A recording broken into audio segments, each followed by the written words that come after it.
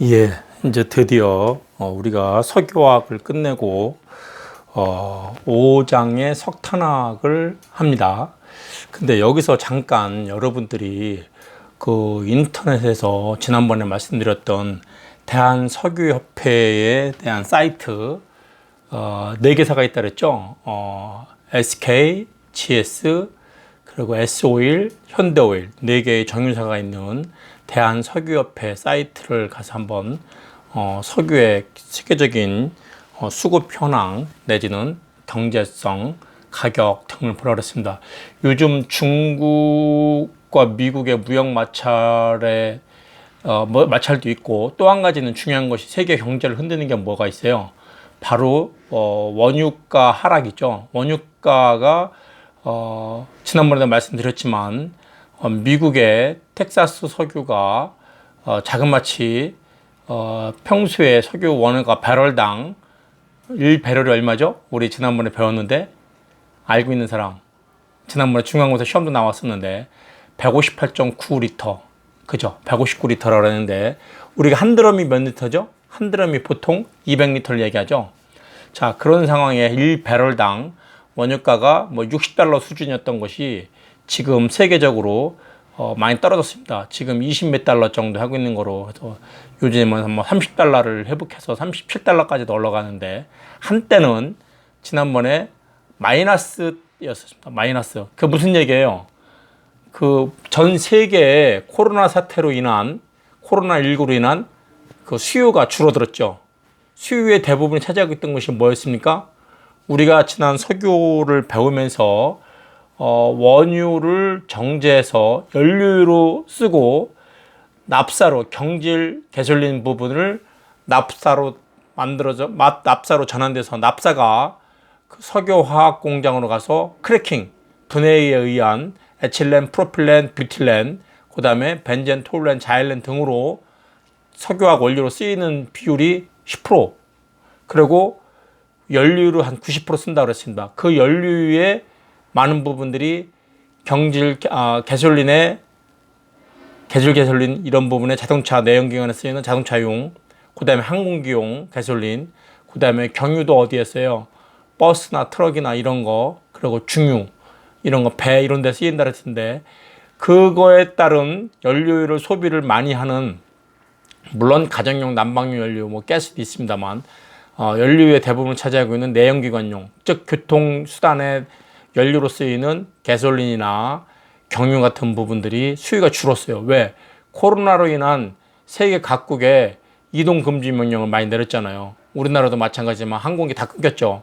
그렇죠? 중국도 뭐 다 지역별로 끊었고, 그런 자원에서 그 세계 참 아이러니하게 내는 것이, 세계적으로 교통을 통제를 하니까, 출입을 못하게 하니까 교통수단의 수요가 줄어들었고, 그러다 보니까 휘발유나 경유의 소비가 감소됐어요. 물론 뭐 대기오염도 많이 좋아졌다고 했고요. 그죠? 뭐 인도지방 같은 경우 대기오염이 해소돼 갖고 피부병 났다는 얘기도 있는데, 어떻든 간에 연료의 소비의 감소로 인한 세계적으로 정유공장에서 연료 배출, 빠져나가지 못해. 그러다 보니까 그 원유를 저장하는 탱크가 포화 상태였어요. 그래서 한때는 미국 텍사스 지역에 원유 탱크 저장할 공간이 없어갖고 생산은 계속하고, 그러니까 마이너스 달러였어. 마이너스. 즉 돈을 내고 사오는 것이 아니라 돈을 받고 받아가는 적이 있었어요. 하루가 이틀 정도, 그런 정도가 있었는데, 그렇게 세계적으로 했던 것이, 그때 당시 그 했던 이유가 좀 뭐였습니까? 사우디아라비아하고 러시아가 생산을 더 증가시키겠다. 그러니까 세계적으로 치킨 게임으로 많이 생산해서 너 죽고 나 죽고 살자 해다가 보니까 생산을 많이 하니까 수요가 그만큼 줄었는데 공급은 많아지니까 어떻게 됐어요? 유가가 떨어진 거였죠. 그러다가 지금 저 미국의 그 강력한 힘으로, 지난번에 뭐라 했어요? 미국은 원유도 있지만 쉘가스도 많이 생산한다 그랬죠. 쉘가스가 뭐예요? 땅속에 묻혀져 있는 그 흙과 뭉쳐져 있는 그런 부분을 갖다 캐내는 건데, 그거를 채굴하려면은 가격이 30 몇 달러, 40달러 정도 선이래요. 그러니까 이문을 남기려면은, 그래서 한때 세계적으로 유가가 60달러 정도 수준이었으면은 상당히 경제성이 있는 거였는데, 그것이 이제 뭐 30달러, 20달러 떨어지니까 미치는 장사를 하는 거기 때문에 미국에서 또 가만히 있습니까? 압력을 가했죠. 그래서 결국에는 사우디하고 러시아의 생산량을 감산하기로 하고서 지금 유가가 이제 안정을 찾아가고 있습니다. 자, 어떻든 간에 대한석유협회 사이트를 보고, 또 하나는 어느 사이트를 보라 그랬어요? 대한석유화학협회가 있어요. 석유화학협회. 석유협회는 SK, GS, SO일, 현대일 4개사가 정해져 있는 거고, 그 납사를 크래킹하는 회사로부터 또다시 석유화학이 기초 원료로, 화학 원료로 사용되어지는 이런 부분을 담당하는 석유화학협회예요. 석유협회가 아니라 석유화학협회입니다. 거기에도 지금 현재 금호석유 사장이 회장으로 있고, 우리나라에 있는 여천 NCC라든지 대한유화라든지 롯데케미칼이라든지 뭐 이런 대기업들이 그거 차지하고 있습니다. 그리고 또 여러분들이 이제 뒷부분에 가면 제가 보라 하니까 뭐였어요? 정밀화학이었었죠. 자, 그거 하기 이전에 우리가 여기서 보는 것처럼 석유 시대는 현재가 석유 시대예요. 그죠? 그러면 이 석유 시대 이전에 우리가 한때 했던 석탄이 있습니다. 석탄은 과거의 에너지원이자 화학산업의 원료였지만, 또 한편 석유 시대가 끝나면은 석유 시대를 대체할 대체 에너지 중에 하나입니다. 석탄이. 자, 그런 거에 대해서 석탄도 사양산업이라고 지금 우리나라는 광산에서 채광을 안 하지만 어떻게 보면 남겨놓는 거죠. 석유든 석탄이든 무슨 논리에 입각해서 지금 생산합니까? 네, 경제성 논리죠. 경제성 논리지. 경제성이 있을 때 태는 거지, 경제성이 없으면 맞짱 소용없는 거예요. 아까 얘기했던 미국의 쉘가스가 석유값이 무지 급소서니까 땅속에 있는 오일 샌드나 오일 쉘을 캐내 갖고서 쓰겠다는 얘기였죠. 근데 그 채굴 비용이 비싸면 소용없는 거예요. 그죠? 경제성이 안 나오기 때문에. 그래서 항상 세계의 에너지는 경제성 논리에 입각합니다. 그래서 대한석유협회도 보면은 세계 에너지 수급은 경제와 직결됩니다. 그래서 경제학자들 중에 에너지 경제를 전공하는 경제학자들도 꽤 많습니다. 자, 어떻든 석탄에 대한 얘기를 이어가도록 하겠습니다. 자, 석탄은 2차 세계대전 이전에는 석탄 시대였다. 물론 우리가 잘 알죠. 19세기 1800년대 증기기관의 발명으로 인해서 증기기관의 스팀을 만들려 때 뭘로 썼어요? 석탄을 떼면 물을 끓여 갖고서 그 증기로 그 동력을 얻었잖아요. 그래서 증기기관의 발명이 산업혁명을 불러일으킨 거 아닙니까? 19세기에. 그래서 영국의 면방이, 수로 작업하던 면방이 이 증기기관에 의해서 동력화가 되는 바람에 대량 생산이 시작되었고, 그러면서 세계적인 산업혁명을 일으켰던 건데, 그래서 그 증기기관의 발명으로 인해 갖고 유럽을 중심으로 세계 경제가 잡았죠. 그러다가 1930년대 석유가 이제 채굴이 시작되면서 석유화학 산업이 시작됩니다. 그런데 1930년대 발견된 석탄이 석유지만 본격적으로 개발되고 했던 것은 제2차 세계대전 이후입니다. 그래서 한때는 1960년대부터 본격적인 석유화학 시대가 열린 거죠.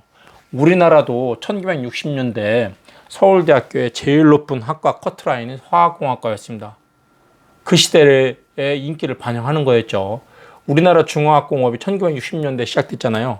어떻든 간에 1960년대, 50년대, 60년대 제2차 세계대전 끝난과 동시에 석유화학 시대가 열렸던 거죠.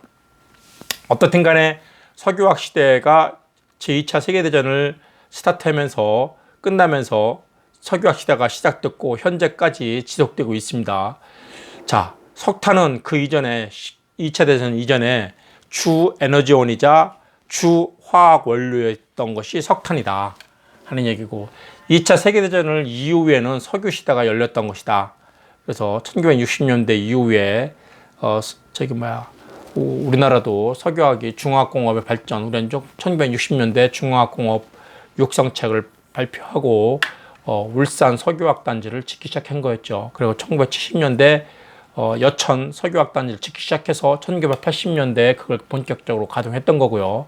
그 다음에 1980년대 대산 단지를 짓기 시작해서 1990년대에 본격적인 대산의 석유화학 단지가 열렸던 겁니다. 그래서 우리나라는 울산의 SK하고 S오일, 그리고 여천의 GS, 그리고 대산 지역에 현대오일이 있어갖고 4개 업체가 3군데 지역에서 석유를 생산하고 있습니다. 물론 우리 인천에 있는 경인에너지, 옛날 경인에너지죠. 그것도 지금 SK에 흡수 합병이 됐는데 SK 이름으로 일부 소량 생산하고 있는 거로 알고 있습니다. 여러분들 지난번에 동영상에서 인천 석유화학 회사를 보았을 것으로 예상합니다. 자, 어떻든 간에 석탄 시대가 됐고, 석탄 세기체 세대전이었었고, 그때 당시 석탄의 비중이 무지무지했던 거죠. 에너지원이자 현재도 에너지가 한 20%, 화학산업은 약 5% 미만에 차지하고 있다. 지금 우리나라도 화력발전소에 한 60여 군데가 석탄을 떼고 있습니다. 그죠? 우리나라 전력산업의 정책에 있어서도 수력발전도 있지만 수력발전은 아직 극히 미미하고 외국에서 수입하는 뭐 역청탄이니 뭐 갈탄이니 뭐 해갖고서 뭐 보통 그 효율이 좋은 그런 탄을 수입해갖고서 화력발전소를 가동시켰습니다. 근데 화력발전소가 그런 경제성도 있고 좋지만 문제가 뭐예요? 대기오염의 주범이죠. 대기오염 주범이죠. 그죠? 그 주범이기도 하고 또 하나는 또 뭐야? 분진에 대한 문제도 많고요. 그죠? 그래서 미세먼지라든지 이런 거에 대한 대책의 일환으로 화력발전소를 줄여나가는 것도 정책 중에 하나죠. 근데 우리나라도 그래서 원전 시대를 원자력을 했는데 여기 어디도 나오겠지만 원자력에 대한 우리나라 현재 문재인 정부에서는 원자력을 에너지원으로 하지 않겠다라고 선언을 했습니다. 그래서 탈원전 시대라고 얘기하죠. 그럼으로써 제일 피해보는 데가 두산중공업이죠. 두산중공업 같은 경우는 그런 발전소용 설비, 그 터빈이라든지 이런 걸 만드는데 특히 이제 그 화력발전소용도 만들지만 원자력용도 많이 만들어요.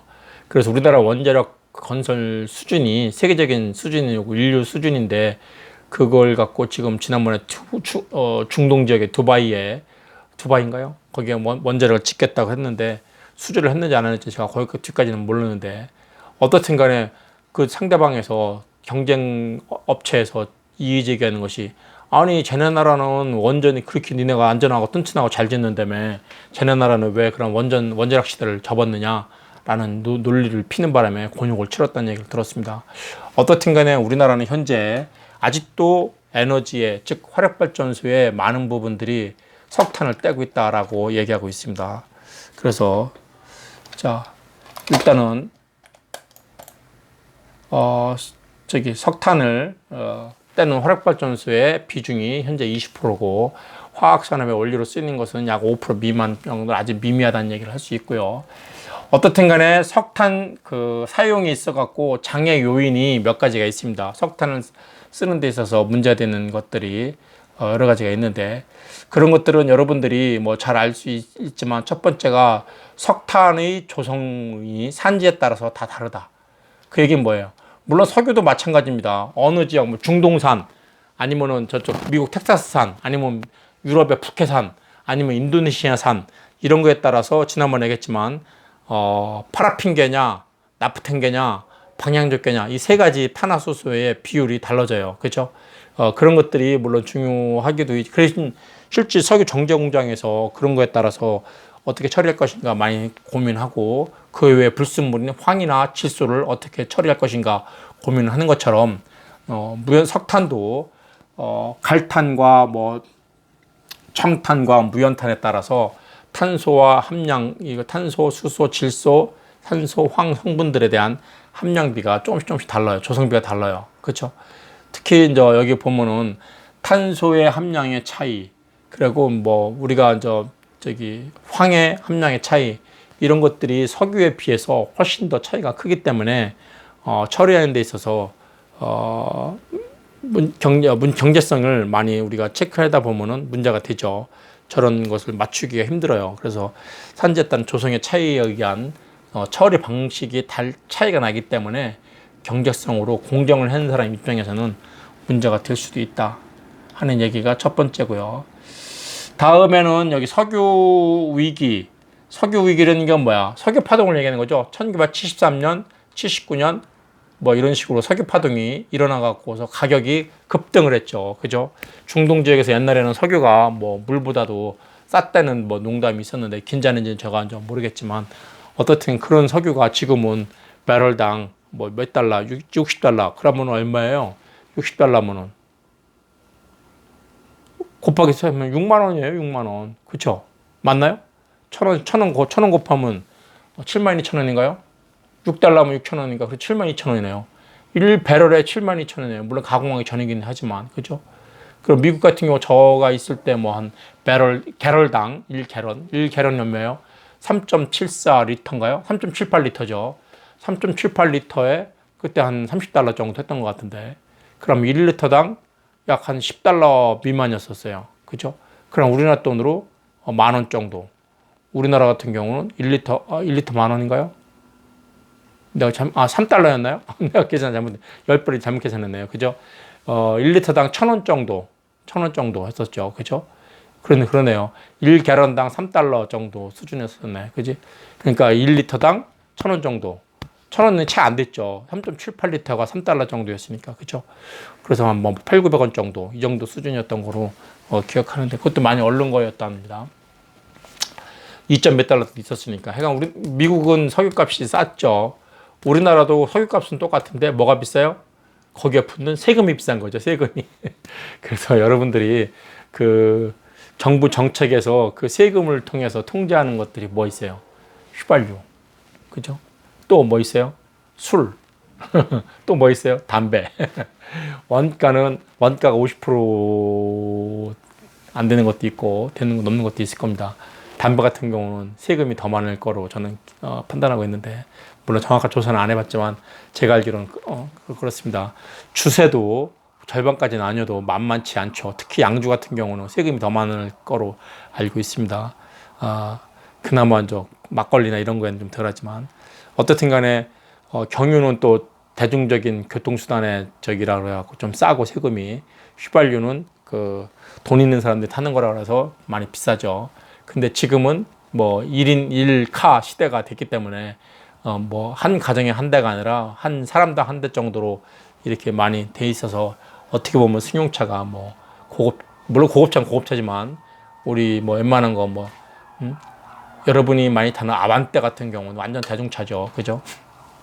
소나타까지도 그런 시대가 됐는데 어떻든 간에 석유 위기가 석유 파동을 거치면서 석유값이 많이 오른 건 사실입니다. 어떻든 간에 이런 석유 위기에 대비해서 대체 에너지로서 석탄을 아직도 많이 생각하고 있다. 그래서 지금도 석탄 연구를 꾸준히 하고는 있다. 왜? 석유가 시대가 끝나면은 대체할 만한 산업으로서 특히 화학 원료에 포인트를 두는 겁니다. 에너지는 뭐 요즘에 이제 연료전지, 저 배터리 아니면 수소 연료 이런 걸 통해서 자동차를 굴러간다 손 치더라도 화학 산업을 일으키는 원료로서는 이거는 빼도 박도 못 하는 거잖아요. 그렇죠? 이걸 대체 좀 석유가 차지하고 있는 걸 갖다가 석유가 고갈되면은 석탄으로서 이걸 대체를 해야 되기 때문에 에너지원으로서가 아니라 화학 산업의 원료로서 우리는 석탄을 아껴야 된다. 즉 석유 시대가 끝나면 써먹을 만한 자원이다. 그렇죠. 우리나라 입장에서도 석유는 우리나라에 없는 거 지금은 수출이 적이 되지만 없는 거지만 석탄 우리나라도 있어요. 우리나라 같은 경우 무연탄 성분이 많은데 어떻든 간에 무연탄이든 아니면 갈탄이든 역청탄이든 그런 거에 따라서 조금씩 달라지지만 어떻든 간에 우리나라도 석탄이 있으니까 그나마 다행인 거죠.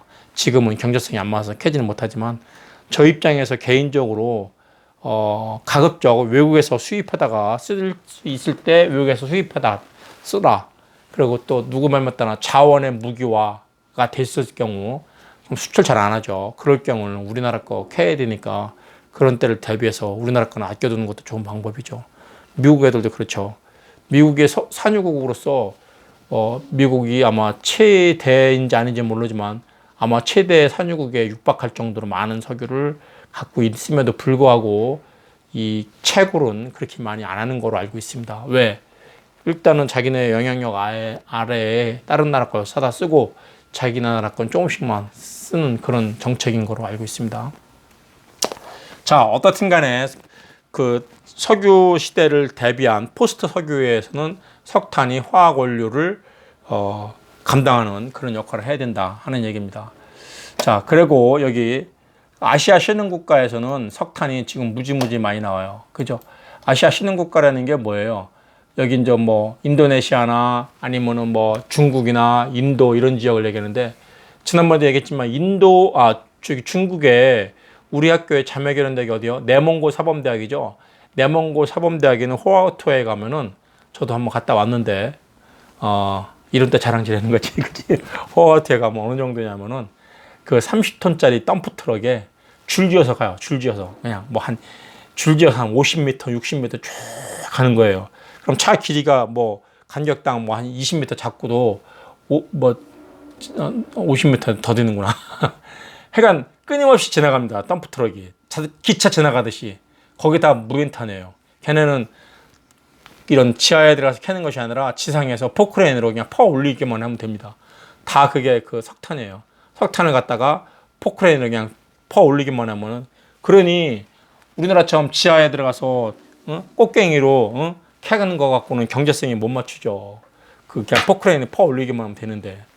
그래서 우리나라 그 미세먼지 주범 중에 하나가 그 내몽고 지역에서 아니면 몽고 지역에서 말하는 초원지대의 마른 풀에 의해서 날라오는 흙도 있지만 거기에 있는 무연탄이 날리는 것도 무지무지합니다. 여러분들이 지금은 무연탄이 우리나라에 많이 없어졌지만 한때 기차 정거장에 가면은 무연탄 싸놓고 이렇게 천막으로 이렇게 뒤집어 씌우는 거 많이 봤죠. 강원도에 지금도 정선에 가면 아직도 그런 게 있지만, 그게 뭐예요? 석탄이 바람에 의해서 날리잖아요. 요즘 같이 바람 세게 불 때 석탄 싸놓고 아무것도 안 덮어놓으면 생각해 보세요. 얼마나 많이 날아다니겠어요. 물론 무거운 거는 가까이 떨어지지만 가벼운 거는 멀리 날아갈 텐데, 그것이 미세먼지의 주범이기도 하죠. 지금 중국에 있는 내몽고 지역에 몽고 지역에 있는 그런 것들이 많이 날아와서 우리나라에 그 미세먼지를 불러일으키는 거잖아요. 그죠? 자, 어떻든 간에 지금 중국이나 인도 지방에서 석탄이 사용량이 많이 늘기 때문에 미세먼지 대기오염의 주범이 될 수도 있다 하는 얘기고, 지금 후쿠시마 원전에 2011년에 무슨 일이 일어났어요? 쓰나미가 있었죠. 쓰나미가. 여러분들 TV 뉴스에서도 보고 다큐멘터리를 본 적이 있겠지만 그 쓰나미가 얼마나 무서운지를 저도 그때 처음 알았습니다. 말만 들었던 건데. 자, 그 쓰나미에 의해서 후쿠시마 원전이 파괴가 됐죠. 지금도 그 파괴된 것이 복구를 안 하고 있고, 이번에 동쿄 올림픽 2020년에 열리던 것이 코로나 때문에 연기가 됐지만 실은 코로나 말고도 각 나라에서 그 원전에 오염된 그쪽 지방에 있는 식량을 선수촌 식당의 재료로 공급하겠다 그래서 뭐 말이 많았었죠. 어떻든 간에 아직까지도 그 지역은 그 원자력 오염이 아직도 그 많이 있다라는 얘기를 하고 있습니다. 이것 때문에 우리나라가 탈원전, 즉 발전 정책상 원자력 발전소를 지금 있는 거 돌리고 나면 더 추가로 짓지 않겠다 이렇게 선언을 했습니다. 그래서 지금도 많은 에너지 경제학자들과 에너지 기술자들이 이제 많이 얘기를 하고 있습니다. 에너지 기술적인 측면에서, 원자력 기술자적인 측면에서는 세계적인 수준인데 그거를 안 하고 어떤 방법으로 에너지 정책을 필 것이냐. 석탄은 석탄 나름대로 아까 얘기했던 뭐 공기 오염의 주범이 될 수도 있고 외국에서 수입해야 된다는 그런 불안감도 있는데 왜 원전을 개발하지 않느냐라는 것이 많은 논리를 갖고 있죠. 모르겠습니다. 현재 문재인 정부에서는 그런 정책을 폈기 때문에 이 정부에서는 적용이 될 테고, 저런 정책은 정권이 바뀌면은 조금씩 변모가 되니까 여러분들 나름대로 가치 판단을 잘 해주기 바랍니다.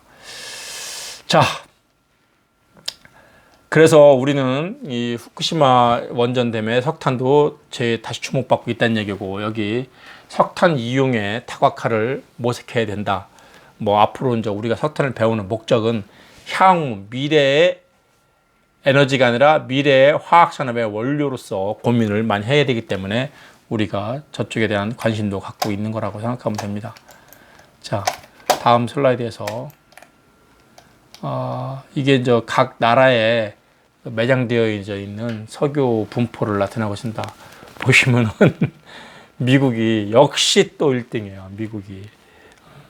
중국이 그렇게 많은 거로 저는 했는데 중국보다도 훨씬 2배나 가까운 많은 양을 차지하고 있는 것이고, 러시아의 시베리아 탄광이 무지무지 크다고 했는데도 불구하고 그거보다도 거진 40%더 많네요.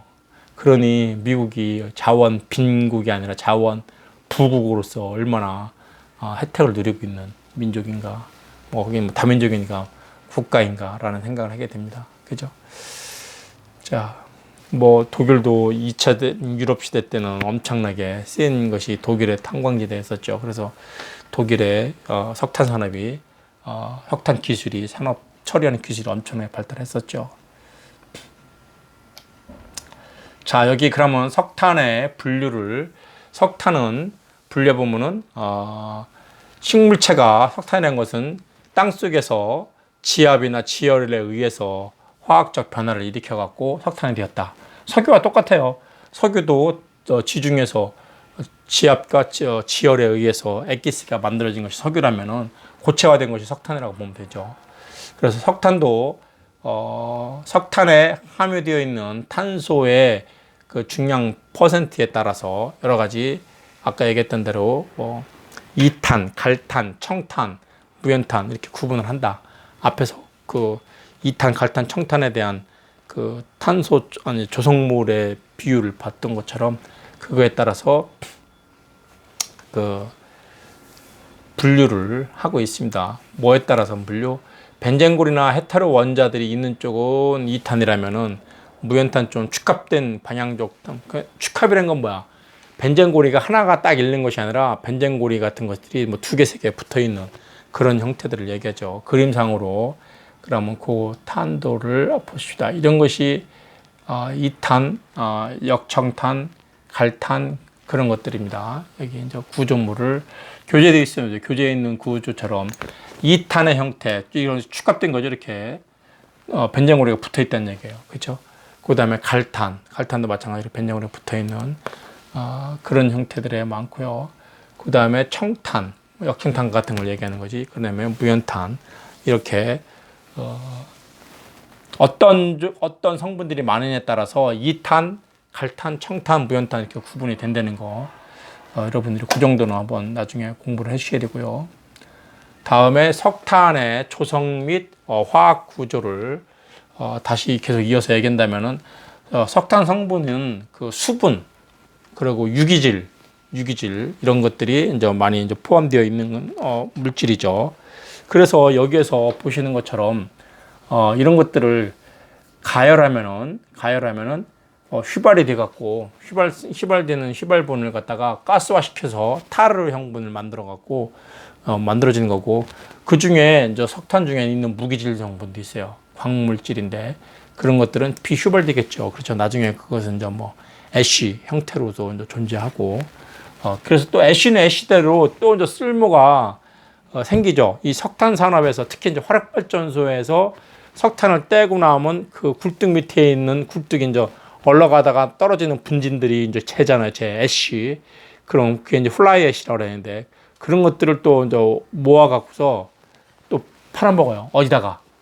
혼화재 회사에다가, 콘크리트 회사에다가. 콘크리트에 시멘트하고 물하고 넣고서 모래하고 비비는 것이 아니라 시멘트 그런 그 플라이 애쉬 성분들이 콘크리트에 넣으면은 아주 성능이 좋아요. 그래요.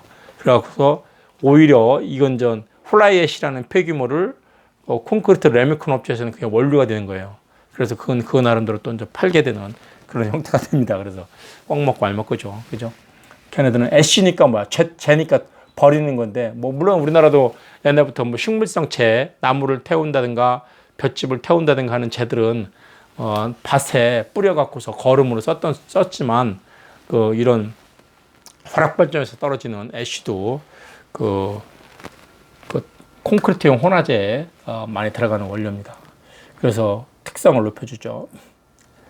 자, 실은 저 석탄을 갖다가 성분들을 한번 이렇게 이제 표로 보신다면 우리 지난번에 석유화학이랑 마찬가지로 자, 광물 성분들이 있는 광물질들은 나중에 그 회분이라는 것이 애쉬죠.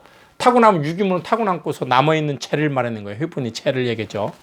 그리고 유기질 같은 경우는 탄소, 수소, 질소, 산소, 황 등으로 이루어진 유기질 성분들은 여러분이 알다시피 휘발시켜 갖고 휘발되는 거하고 불휘발되는 거 나누면 휘발되는 거는 가스화를 일으킬 수 있고요. 타르 성분이나 불휘발되는 나가지 않는 것은 탄소수가 많기 때문에 이것은 이제 분재량도 무겁고 점성도 있는 것들인데 그래서 그것은 뭐 고정 탄소용으로 다시 이제 활용이 되고요. 그 석탄의 수분은 나름대로 이제 휘발해서 날아가 버리니까 큰 저기는 아니고요. 자, 여러분들이 이렇게 보시는 것처럼 석탄을 구성 성분에 따라서 분류를 할 수 있고 어떻게 이용할 수 있는가 하는 것을 봅니다. 그다음에 여기 말하신 대로 먼저 그 전류 성분들에서 뭐또 가렸네. 공기 차단 상태에서 건류라는 거, 건류. 석탄은 건류고 석유는 뭘로 해요? 증류로 하죠. 디스틸레이션. 석탄은 건류시킵니다. 그래서 공기 차단된 상태에서 물질을 열분해시키는 거예요. 만약에 석탄에도 공기가 들어가면 무슨 반응이 일어나? 연소 반응이죠. 그거는 연소 반응. 그렇죠? 근데 공기를 차단했으니까 공기 공급이 없어요. 그러니까 CO2가 나올 일이 없지. 그렇죠? 이론상. 그렇죠?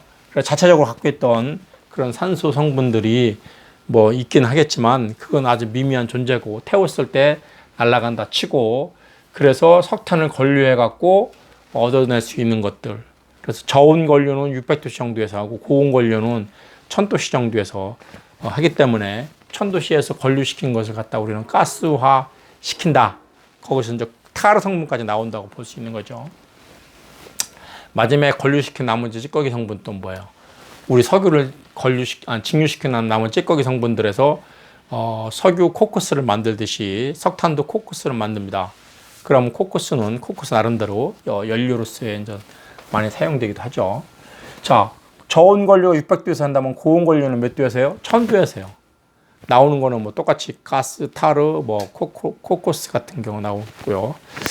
그래서 석탄을 가스화 시키는 데 있어서 석탄의 가스화가 화학 원료를 만드는 그 방법이 제공될 수 있는 거예요. 그냥 연료로서 사계 분자를 얘기하는 것보다 보시는 것처럼 주 성분이 가스화를 시켰을 때 메탄가스나 일산화탄소, 수소 이런 것들이 되어 있고 그 외에도 에탄이나 에틸렌 가스들이 포함되어져 있다. 왜? 저런 것들이 실은 그 앞부분에 가스화 시키는 부분하고 탄소 5개, 6개 되는 것이 뜨거울 때는 또 가스화가 되니까 그런 성분들하고 이렇게 혼용이 되어 있었기 때문에 우리는 석탄을 건류하면은 석유를 증류하는 것처럼 다양한 용도를 만들어낼 수가 있다라고 보면 됩니다. 자,